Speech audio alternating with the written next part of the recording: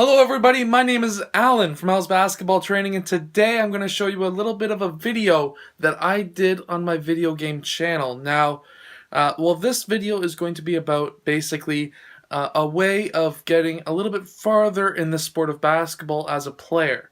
So in this video, it is a portion of a video that I took out of my video game channel. Basically, I was going on about how player ranking systems work and stuff like that for the NBA, and then I kind of got detoured into kind of like how to make yourself a little bit different than other players when you're playing basketball. And this will help you advance farther in the sport of basketball as a player. Now, we're going to cut off to my intro. You're going to be able to see the video. I hope you enjoy.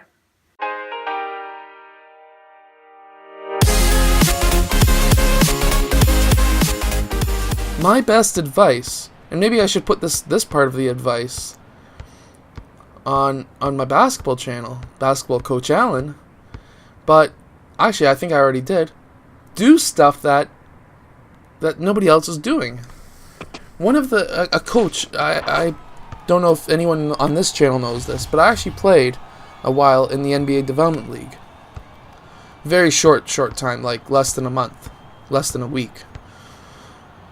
Injuries happen, but at the same time, the coach there said something that was absolutely fantastic, and that was, if you're a point guard, which I'm not, I'm a guard. I go between point guard and shooting guard at the time. Do something that's different than somebody else. If you're just going to come in and say, I can handle the ball really well and I can shoot, well, guess what? 50 million other people in the world can do that. So do something special that nobody else can do. For example, DeRozan here. He goes to his mid-range spot. He takes a jump or a shot fake. And players fly past him or into him, and he'll take another shot, and he'll make it. Myself, I was if I played point guard or shooting guard, I'm 6'2". Now I'm a lot heavier, but back then I was 205-ish pounds, 200 to 210. We'll call it 205.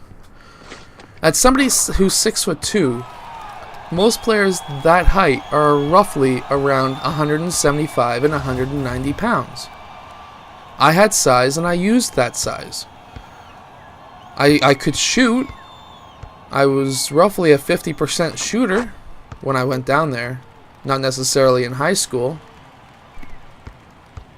But I was taking players to the post. And that's what I had to do to try and make the team. Because I was in training camp. Training camp doesn't mean you're going to make the team. Training camp just basically means, hey, you're here with 19 other individuals. What are you going to do to show us that you're going to beat out 7 others, or actually technically 9 others in the D-League? Because back then, I don't know if it's any different now, I haven't looked into it, but back then, they would only take 10 players. Those other 2 spots to make the 12-player rotation were the imports from the NBA. So you would have 2 NBA level players, and you'd have 10 other scrubs like myself who would not be able to get as much playing time as those 2, because obviously the D-League is focused on making players better who are already at that NBA caliber level. So you have to do something different to be able to push forward. So I was taking a few shots, and I would take the players down to the post. I actually posted up a 7-footer from the elbow all the way down to the block. That shows the coaches. That's a nice dunk. That shows the coaches, hey, this guy's got something a little bit different. He's multi-positional. He doesn't have to just play point guard. He doesn't have to just play shooting guard. He's competent enough and skilled enough to play the post, even though he's only 6'2". So if we get short players, that's me just looking at the ball. If we get short players and we have a few injuries, Even though he's only 6'2", he's able to handle the post. And I guarded the post. I switched off because there was no way my guy could get off of a screen. I switched off onto a 7-footer post guy. He was about 7'1". He was from Australia. One hell of a beer gut.